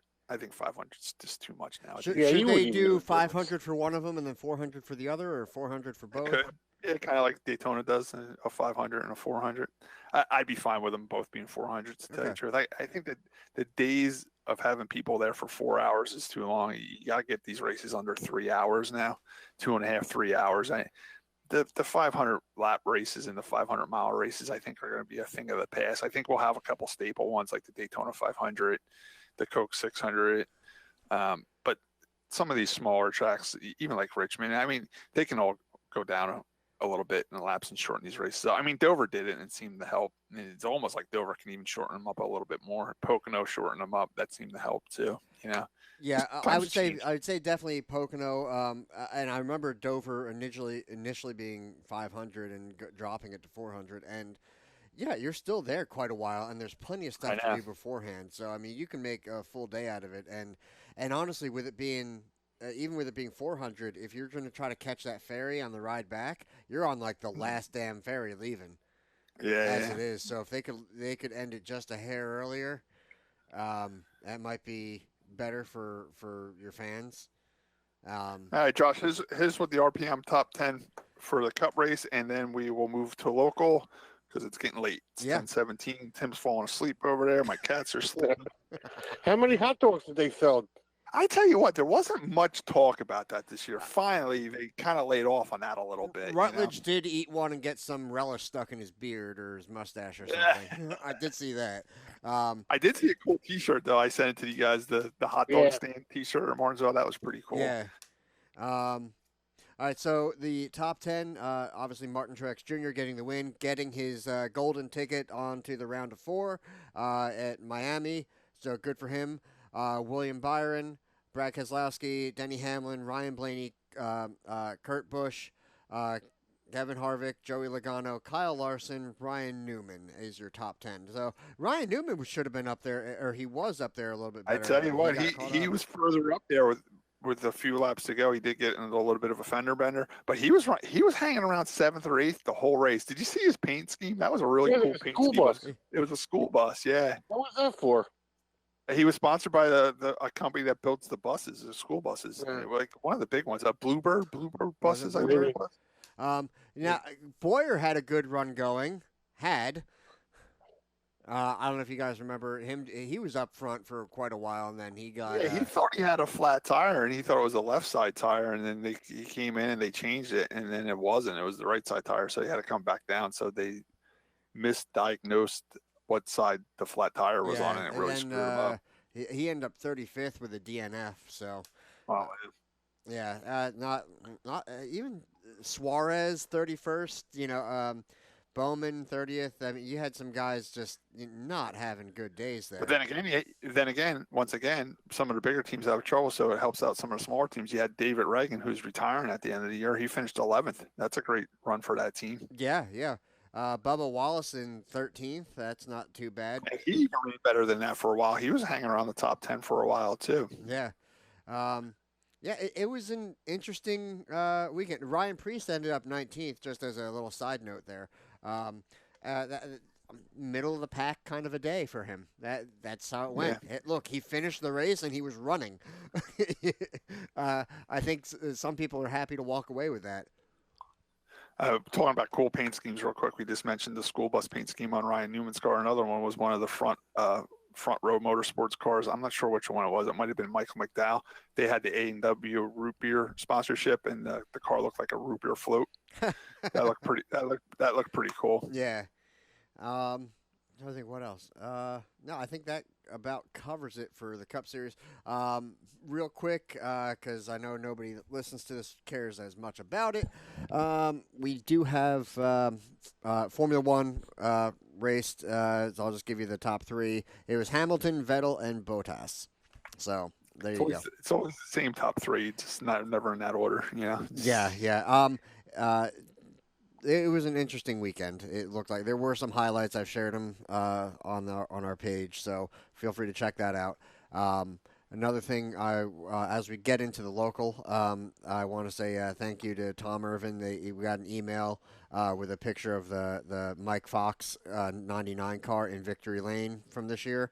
And it has our RPM podcast sticker on it. So I shared that on the page as well. Yeah, I did see that on Facebook. That's awesome. So, all right, moving on to the local. We did have a race right here at New Egypt Speedway, which was surprising because I only live about 12 miles from the track, and it rained at my house till like 7:30 at night here. I'm really surprised they were able to get that race in, and it was cold and wet down this way. I thought for sure they were going to have to cancel that race, but they ended up racing. And I did see some pictures. I know JC Duvall posted some pictures of him in the grandstands, and it looked like they had a good crowd there. By looking at the pictures that JC posted on Facebook. All I saw was beer. Yeah, they had plenty of beer. So I don't think JC and Scotty Archer cared if it was raining or not. They just had beer. And I'll tell you the truth, I was really surprised that New Egypt was having this race on this weekend, only because the Eastern States race was going on up at Orange County Speedway, and that's a huge dirt race up there. And some of the guys I noticed did leave up there and traveled down to New Egypt and raced New Egypt, and then went back to Orange County Speedway to race there on Sunday. So it was just a weird weekend for New Egypt to have a big modified race when there was another big modified race going on a couple hours up the road. But they did, and it seems like they had decent car count, and the fans were good, and they fought some bad weather, but they were able to get their race in. Josh, do you have a top 10 for that or not? I'm working on it. I did notice Tim's buddy Frank Cozy. I think he was like 5th then. I was going to share. I saw someone posted like an old Nazareth Speedway finishing order from like 1983, and I was going to send it to you guys, and I forgot. He finished like third that day in like 1983, and here he is still racing. God, I'm not going to go into that year. Why Josh is talking about that? Apparently, Stuart Friesen, because he was at the truck race, couldn't qualify the car. He started 44th, or Yeah, won he that took race? a Champions Provisional and started dead last. I think it was 40th. He ended up starting, and he was able to win that race. That's pretty impressive. It was a 200 lap race. This is we're talking about the Orange County race, not the New Egypt race. Oh, okay. He started 40th, and it was a 200 lap race, and they battled the weather up there too. It was supposed to be like a 1 o'clock race, and they didn't race till like about 7 o'clock at night because of the rain. And I seen pictures of that place Sunday morning. It was so flooded you couldn't even see the front straightaway. It was literally underwater. For them to get that race in was pretty amazing. And for Stuart Friesen, I think that's the second year in a row he won that race too. So for him to start dead last and win that race is pretty impressive. And he took the Batmobile out. Yeah, he did take the Batmobile out, and people were really wanting to see that, and they wanted to see if Stuart Friesen can go faster in that car that was built in 1980 or 79 or something like that, if that car would be faster than the modern day modifieds. I did talk to Kevin Ayers this morning, who is the spotter for Stuart Friesen, and he said that the track conditions were not good when he took the car out. The track was soaking wet. You can even see in pictures, like you can't even see the side of the car. It's just covered in mud from the track. So he didn't get up to the speeds he wanted to because of the track conditions. So maybe they'll try that again next year when the track conditions are better. Okay. So there were 4 features for the New Egypt night. So the first feature, again, they got to label this stuff when they upload to MyLapse and whatnot because otherwise we sound really stupid. So it's on them. Anyway, first feature, Brandon Edgar, Art Lytle, Jim Houseworth, Joseph Brown, Bill Leidka, Will Dupree, Mickey Kessler, Marty Resnick, Kenny Bach, and Matt Luzzi are your top 10. Now moving on to the second feature, Brian Spencer, Joe Biazzi, Rich Mellor, Heidi Hayden, Larry Drake, Dwayne Nixon, Ken Niels, Dan Molly, Eric Miller, and Greg Shepsis. Now for the third feature, we have Dwayne Howard, Billy Pouch Jr., Wade Hendrickson, David Van Horn, Frank Cozy, Jimmy Horton, Davey Sammons, Billy Osmond, Ryan Kraken, Jack Swain is your top 10. They had, looks like 24 cars there for that one. That was I noticed there was a good modified car count, but the sportsman car count was down a little bit. And for the final feature, Joe Toth, Ryan Gowdown Jr., Johnny Bangs, Jeremy Martino, Ryan Simmons, Dan Fleming, Anthony Tramontana, Ryan Simmons, Howie Finch, Jeff Barbori, and Tom Princiota. So that wraps up that. Let me see if I can find the other results real quick. You were talking about the... Oh, boy. Oh, good. They actually have stuff kind of labeled here. So if you go to the South Jersey Dirt Racing Board, they do have that Eastern States results up, and everything is labeled properly, so you can actually go to each feature. Just goes to the top 10 of the 200, Josh. Yeah, just the 200. Hang on. There's 2 listed here. Was there 2 separate 200 races? They do have like a 358 race and a big block race. It would be the big block race that Stuart Friesen won. Okay. Then I'm on the wrong one. Okay, there we go. So, Stuart Friesen, Matt Shepard, Billy Decker, no relation to Natalie, Danny Johnson, Larry White, Jimmy Phelps, Tim Fuller, Tom McCready, Billy Dunn, and Matt Williamson are your top 10. How old is Danny Johnson now? He's been racing forever too. I'm telling you that's why the dirt modified scene is a little bit better than the asphalt modified. The old guys scene. are all still there. The old guys, the big names are still there. They don't retire. Like they just keep going and going and going. It's amazing. Do you think? It's amazing because I'm sorry. They get beat up, hitting ruts and the tracks are. Yeah, And but it's just I think the money is just so much better on the dirt side than it is on the asphalt side that it keeps these guys racing because they're doing it for a living, so they got to keep racing. Right. You know? Do you think crowds would be better if the asphalt side still had some of the older, bigger names? Well, I'm saying that's why it keeps the modifieds. The dirt is so popular because the big names are still there. Okay. You know? Yeah, sure. I mean, yeah. All right. All right. Let's see. What else did we have for local? We just want to touch real quick on the tri-track race at Seekonk. Yep.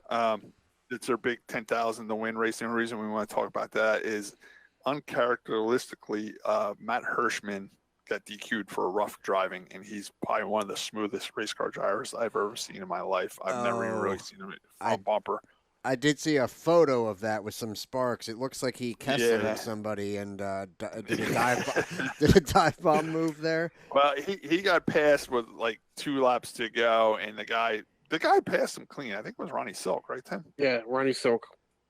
And the odd thing is that Ronnie Silk was driving a car that Matt Hirschman used to drive. So he still drives it once in a while. Oh, does he really? Matt Hirschman still drives for that team, so that makes it even a little more weird. But anyway, Ron Silk set Matt Hirschman up perfect and did pass him going into turn 3. He might have rubbed him a little bit, but nothing bad. And then they go down the front straightaway going into turn 1, and Matt Hirschman just kind of dive bombs him, like goes through the infield, jumps the curb, sparks flying, and just doors him. And unfortunately, Ron Silk spun out, and Matt Hirschman did cross the line first, but he was DQ'd and sent to the rear. That gave the win to who, Tim? Chase Dowling? Yeah. Yeah, Chase Dowling ended up winning that race. Very uncharacteristically of Matt Hirschman to drive like that. He has since put out an apology and said it was his fault. He lost his head. But then again, it's the last lap, and you're racing for $10,000 to win, and he just made a real bold move. And unfortunately, even he said if Ronnie Silk didn't spin, he probably wouldn't have got DQ'd, but he did hit him so hard where Ronnie Silk did spin. So he did apologize for that. So unfortunately for Matt. But Matt will be racing. Go ahead, Tim. Good. Ronnie Silk's move for that lead was very impressive.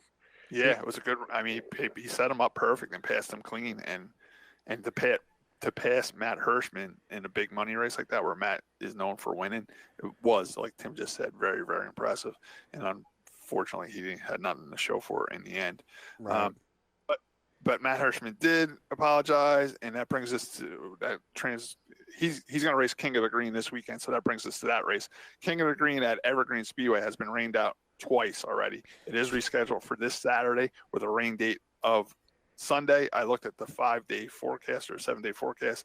Weather looks perfect for this weekend up there. Well, don't trust Saturday. The 7-day forecast, Scott. Well, yeah, we did talk about that, so you can't trust it. But early showings, the weather does look good. Only 10% chance of rain on Saturday. It's going to be chilly, though, like 45, 50 degrees up there. It's more like Turkey Derby. It'll be fine. Yeah, and Matt Hirschman, they got a busy day of racing, too. They got to get the Tour-type modified racing, which is like 150 laps. Plus, they have a 40-lap factory stock race, and they got like 2 other divisions. Then when all that racing's done, Josh, they're going to have an Enduro. They're going to have a 4-cylinder Enduro and a big car Enduro. Are you running that? No, I'm going to tell you my plans for this weekend in a little bit. I was thinking about going up there and running my factory stock, with the factory stock race, because my tires I ran at Spooky are still in pretty good shape, and I could have used them up there and finished them off. Right. I don't know if you noticed on Facebook, they did some paving work up at Evergreen. Yeah. They paved the little horseshoe that used to be there for the old road course around the flagpole. The main reason they did it is for the drifting event, the drifting they have up there. Okay. Now they're talking about running the Enduro and using the horseshoe for the Enduro racing, which I think is pretty cool. It'll be interesting. That's for sure. Or they could run. Yeah. They should kind of have like Wall has with the inner oval. You could run the 4 cylinders there and the big cars on the outside and make it a total cluster. Well, the horseshoe, they're still going to use the track, but when you come out of turn 3, you got to do the horseshoe around the flagpole and then go back on the track and go to turn 4. Turn 3. You know what I'm saying? Coming out of turn 2, you'll have to duck down, do the horseshoe loop around the flagpole, and then back out on the track, going to turn 3 and all the way down the front straightaway. Some people are saying they don't want to do it, and some people are saying they are. I think they should just do it with the 4-cylinder cars. and then the big car should race on the oval. Okay. But hey, man, it's enduro racing. You know, this you're not really supposed to be setting your car up like a race car for enduro racing, like the junk car style racing they do up there. So, you know, I think it's going to separate the cars that are bone stock junkyard cars and the guys that have them set up for the oval track. You know what I'm saying? It's going to break that up and make it a closer competition race. I don't know. Hey, I'll watch it. what was that? I know we shared it on the Facebook page where they it was almost like a run what you brung because they had low car counts at I forget what track it was. So they had like the super modifieds out there with the late models. No, that's a throwback race. That's something they used to do up there. That's at that Hudson Speedway where I flipped over. Oh, that's where. Yes, yeah. That's a throwback race. They stopped doing that a few years ago, and they bought that back. It's just a run what you brung. It's called a Hudson Hugger 50 lapper. Paid $3,000 to win. It's basically bringing any self-starting race car. You know what I'm saying? So we had guys with late models soup them up with wings and take the roofs off them and all that stuff. Then you had tour type modifieds there. The one guy bought a super modified, but since the rule was it had to be self-starting, super modifieds aren't self-starting. They get push started. Right. So he had to put a starter on his car to make it legal for this race. Oh, how dare he! There was a couple street stocks out there too. I like that race. I think it's a great idea. I wish they would do something like this here. The only thing I would do different for that race, so you would draw a bunch of different type of cars, even guys that know they want to be competitive. I always daydream if I was the race promoter. It was great. It was like $3,000 to win, $2,000 for second, $1,500 for third, stuff like that. But I would do like I'd call it like the potluck position. I'd make like a $1,500 position where you just picked it out of the hat. It could be 7th, it could be 8th, it could be 10th. This way, a guy like you, Josh, said, well, you know what? I'll throw a set of modified tires on my factory stock and ride around for 50 laps and hope I get that potluck position. You know what I'm saying? Right. And it would be picked after the race, I'm assuming? Yeah, picked it after the race. Okay. You know, have someone, you know, in victory lane, someone come out of the grandstands, have a kid pick out of the hat and be like, all right, position 10. And then Josh Matthews in his factory stock that was 5 seconds off the pace finished 10th because he drove around for 50 laps. Now you won $1,500. So yeah, I think I had Mike Toll from Mike's Performance did that with some of the old Evergreen / Mountain like the Frostbite Enduro, and I finished like 11th my first time out there. And he messaged me like later that day or the next day, said, "Hey, you have like a $15 gift certificate because you finished." You know, but the reason why I say do this for this Hudson Hugger race is because, you know, a guy with like a crate modified, like a 602 modified, well, I ain't gonna go now because there's some guy with a super modified. But in the back of your mind, be like, hey, who knows? I could still win that $1,500 potluck spot. Yeah, you know yeah. what I'm saying? I'd go out and just have fun. Yeah. No, that was nothing to do with car count or nothing. It's just something that they bought back. It was something that made that track famous back in the 80s and 90s, and it's something the new owners bought back, and it seemed to be a success. You know, it was really cool. You know, it looked cool. I liked watching that video. That's for sure. But then the finishing order was exactly the way it should be. The super modified won, the tour type modified was second, and the super late model was third. You know, so it ended up being right the way it was. You know, yeah. But it was cool. Those different type of cars out on that racetrack. All right. I would use my fenders. Yeah. All right. So, so we got Novemberfest. We got Tri-Track in. We got the King of the Green in, which is this Saturday. I think it starts at noon or something like that, or 2 o'clock or something like that. So if anybody wants to go to that race, it's a real cool race to go to. And I know we have some people from Wall Stadium racing up there. I think Ricky Collins is racing his modified there. Eddie McCarthy's taking his modified up there. Ron Freeze is going up there. Jonathan Mondato, who usually races at Wall Stadium, is going up there. Blake Barney, he's going up there with his tour mod. So we do have a lot of local people going up there to race. So it's going to be a great race up there, and I really wish them well. That brings us to Novemberfest at Bethel. This is what I'm doing this weekend. I just want to pull up the little flyer thing. This is their big weekend. This is like their turkey derby. You know what I'm saying? Okay. It's called Novemberfest. I just want to make sure I pull up the right one because they have changed it. They changed it again. November 2nd. I was going to go up there Sunday, November 3rd. What I was thinking about doing, I was thinking about going to Evergreen on Saturday and running the factory stock race, and then leaving the Evergreen and driving to Bethel, New York in a hotel room, and then waking up Sunday morning and run the open competition, run what you brung 100-lap enduro race on Sunday up there. But now they just announced that they're going to have. You guys still there? Hold on 1 second. I just lost you. I'm still here.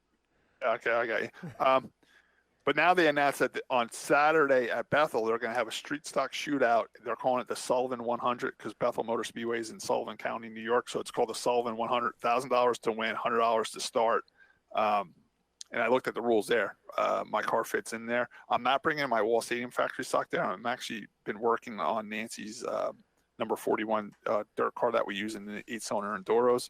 I changed that over to asphalt, and I'm going to take that car up there. I'm going to run with the Street Stock Shootout Sullivan 100 on Saturday, and then I'll stay over and race against Sunday in the 100-lap open competition enduro race. Okay, cool. What tires are you going to use? I could use my Wall Stadium tires up there. I can use my Hoosiers up there. Okay. The rule is that they have to be a treaded tire. It can be a race tire, but it's got to be a treaded tire. But since that track is so small, it's a tiny quarter-mile flat track. Josh, it's really small. So I know I was way off on the gearing, and our Hoosier tires are at 86 inches around, like 86 and a half. So what I chose to do is I chose to go back to the old school, what we used to do, Josh. I went to a DOT tire, a shaved DOT tire, because they're 81 inches. So I'm going to gain like 300 to 400 RPMs by putting smaller tires on the car. Right, to help yeah. the gearing. So I'm going with a shaved DOT tire, and I'm planning on racing them in both 100-lap races, the same set of tires. You know what I'm saying? So that's what I'm doing this weekend. If anybody's in the area, it's November 2nd, November 3rd at Bethel Motor Speedway. Both days, it's a day race. Both days, gates open at noon. Racing starts at 2. So if anybody's in the area and wants to come check out some racing, Bethel's a real cool track. It's a little racetrack. It's a real cool town. It's in the same town that Woodstock was in. It's right around the corner from Yesker's farm where they had Woodstock. Mm-hmm. How far is that from Wall Stadium? From my house, it's 166 miles. So from Wall Stadium, it's probably 150 miles.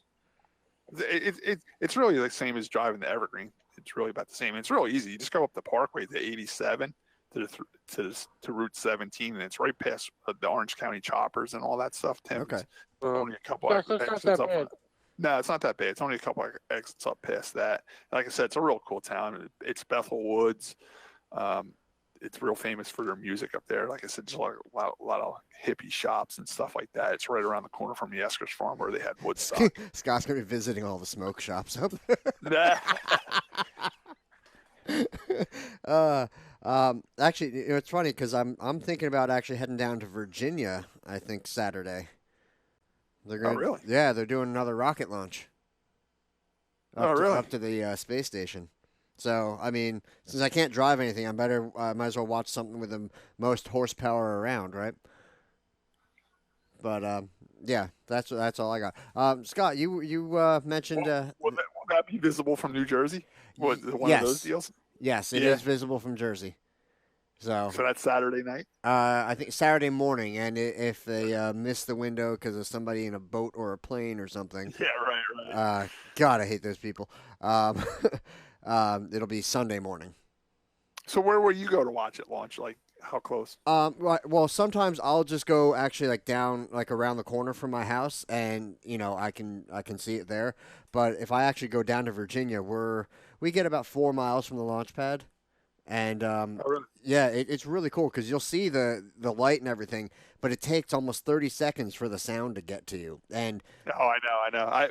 I've seen the space shuttle fly. When I was at Daytona, the space shuttle flew over, and it was the same thing. Yeah, like you could, and then like it was gone, and then you hear it. You know what I'm saying? Yeah. It was weird. And it's crazy that power, even 4 miles away, it still rumbles your chest like you're at a concert. It's a really cool experience. I know my dog didn't like it because he thought it was thunder, but that's I don't know. I'm thinking about doing that. Anyway, Scott, you mentioned the hayride at the Allen farm. Yeah, it was something I've been wanting to go to every year. I mean, Chris Allen and his brother Lee Allen, they're very famous on the dirt street stock circuit.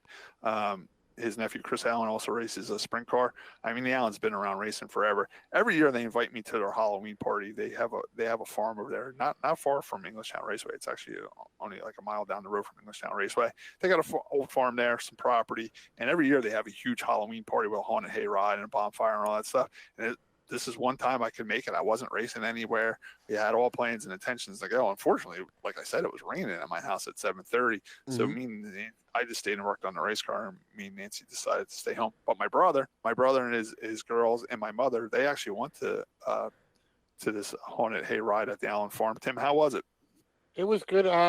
Like Scott just said, Aunt Nancy and Uncle Scott had to tell my 3 girls about this great hayride and Halloween party that I heard about for a week that I had to go to. And I'm glad that I did. Scott, you missed a good time. It was really cool. They had it. So, I've never been there before, and it's in Englishtown in the woods. And, I'm afraid that I can't even find the place where you pull in they gave you the GPS. You pull in the driveway. They got a, generator lights all set up with signs to tell you where to park, like professional. Like, wow. It was no problem. No problem. Everything nice and clean to get in there. And as you walk up to where you had to park and where the fires and all the people were, wasn't far. But it was far enough that it was like a path. And as you're walking up the path, they have like skeletons and all the machines, with lights on them and spooky sounds going. And then you walk up to this big tent. And inside the tent was all kinds of snacks. They had all your normal Halloween. They had caramel apples, and they had Jello with eyeballs in it, and they had a s'more station where you can make s'mores, and they had like a little chimenea going with like just hot coals in it, so you could warm up the s'mores. Yeah, and it was really, they had a lot, and then your dips and your meats and cheeses and all that stuff, and water to drink, and then they had 2 fire pit set up, so there was plenty of room. There was no worries about getting around the fire, and they had the hayride, and the hayride was really cool. The twins, as Scott knows, the twins, like, they want to go on and then they don't go on because they're scared. They're still that age. right. Well, Alexis decided that she was going on with Tizzy, and Bailey didn't want to go on, and I'm like, oh, come on, I'll come with you. And when we get over to the trailer, she didn't want to go on, and she was like, Daddy, I don't want to go. I don't want to walk on the trail. I'm like, well, we're not going to walk on the trailer. We're going to be in the trailer. So she got right in, no problem. And then when we got to the trail, she started flipping out. She's like, you told me we weren't going to the trail. I'm like, no, I told you we weren't walking on the trail. We're going in the trailer. And she got scared. But then you go into the woods, you make a turn there, and there's like, whatever. There's all kinds of things set up in the woods like any other Halloween thing, and then out jumped Bigfoot. Finally got to see Bigfoot, huh? Yeah, we probably got to see Bigfoot. And you go around the corner, and they had a deer stand set up with somebody in there, and they had like a haunted campsite, like where there was like someone at the campsite looking like they were like a ghost or a ghoul, and just waved at you. And you go down a little bit further, and they had somebody with a chainsaw, like from Chainsaw Massacre. Okay. And Tizzy and Alexis are all into the Chainsaw Massacre. So they're like, look, Daddy, Leatherface. As all this is going on, Bailey's crying, holding on to me like what's going to happen to her. And then you went around the corner, and they had I'm just giving you it took the whole ride took about 10 minutes, to do it. And they were coming around one of the final corners, and there's like a blinking railroad crossing light. You go across like a makeshift, looks like a railroad crossing. And then right after that, they had like one of their construction vehicles in the woods. And then when you got to that, they flicked the lights on and pulled the air horn like it was the train. That's the only thing that made me jump, because I wasn't expecting that. And then they came back around, and that was it. The girls, I think they did it like, unfortunately, they didn't have as many people as they normally do because it was on and off raining. Mm-hmm. They did like 5 hay rides, and Tizzy and Alexis went on, and Mom win on 4 of the 5, so they had a really good time. What were they pulling the hayride with? With a tractor or a truck or a tractor? Like an old farm tractor? Yeah. And they had like a landscape trailer with the hay in it, so you can sit on the hay. Like any other professional place would be. They did a really good job, and I felt bad that they didn't have a lot of people there, but it was definitely fun. Hopefully, was it free? What was there a cost? What? Yeah, no, it's totally free. It's something the Allen family's been doing for years, Josh. It's something they really take pride in, and it's Nancy sent me the link for it. I was interested in going, but we had the reason why I was telling my brother and the kids about it is because Lee was telling me, "Hey, tell your brother, tell Josh, tell your mom, tell the kids, come on up, have a good time." I had a friend coming up from Delaware who we ended up. We were initially supposed to go camping. But because of all the rain, we ended up canceling the camping trip. And I had a friend from Delaware come up, and we went to Whitesbog, where they have the. Oh yeah, I saw that. That looked cool too. Yeah. So did a haunted hike. Where they had some like baby doll heads glowing, and there was some nice creepy stuff there. And we did a wagon ride. Speaking of the haunted stuff, are you on to the Toms River Parade this year? I don't know. It's Thursday night, right? Well, because down in Waretown we trick or treat on the 31st. So right. Yeah. So yeah. It's that, and I know I'm not fully trusting the forecast, but they were calling for a lot of rain on Thursday. So I don't know. Got it. I hate when it rains on Halloween. I really do. Yeah. And it happens more often than it should. Yeah, Halloween's one of my very favorite nights. I mean, me and Tim grew up right in Farmdale. Halloween's very popular in Farmingdale. It's a great place to trick or treat, and my mom even counts all the kids, and we get happy if we get over 50. We used to get over 100 kids, but man, when it rains, there's times you literally get like 12 kids. You know what I'm saying? Yeah, it's kind of a shame down here because we're not one of the main neighborhoods. Like I have a good little street for trick or treating, but there's behind us, or behind the woods there, they have a bunch of like intersecting streets, so that's where everybody goes. So my street will get like 8 kids. Yeah. And but I mean, I'm still looking forward to it. My kid's got his Godzilla costume, so he'll be doing his thing, and hopefully he doesn't get too soaked. But yeah, go ahead. All right, guys, it's 10:49 p.m., so let's get to what have we learned. I really didn't pay attention again, so I'm going to skip me. Go ahead, Tim, what have you learned? You learned if you're looking to sponsor a modified tour guy, give Timmy Solomito a call. Great family. You'll get great racing family, too. They've been around racing forever.